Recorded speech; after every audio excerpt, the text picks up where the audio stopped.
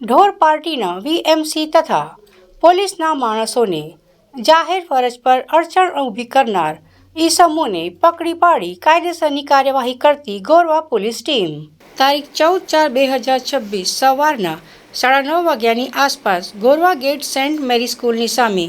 જાહેર રોડ પર વીએમસીના ઢોર પાર્ટીના માણસો તથા સાથેના પોલીસ માણસો સાથે પશ્ચિમ ઝોન વિસ્તારમાં ઢોર પકડવાની કામગીરીમાં હતા. તે વખતે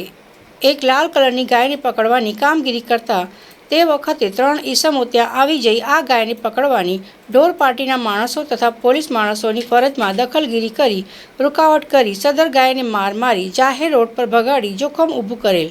જેથી સદર ઈસમો વિરુદ્ધ ગોરવા પોલીસ સ્ટેશન ખાતે ભારતીય ન્યાય સંહિતા 2023ની કલમ મુજબનો ગુનો નોંધવામાં આવેલ. આ બનાવના કોઈ પડઘા ન પડે તે સારું. વડોદરા શહેર પોલીસ કમિશનર નરસિંહ કુમારે ગુનાના આરોપીઓને શોધી તેમના વિરુદ્ધમાં કાયદેસરની કાર્યવાહી કરવા સૂચના આપેલ, જે આધારે ગોરવા પોલીસે તાંબાના સ્ટાફને આરોપીઓને પકડી પાડવા સૂચના આપી અલગ અલગ ટીમો બનાવી સીસીટીવી અને હ્યુમન સોર્સિસ આધારે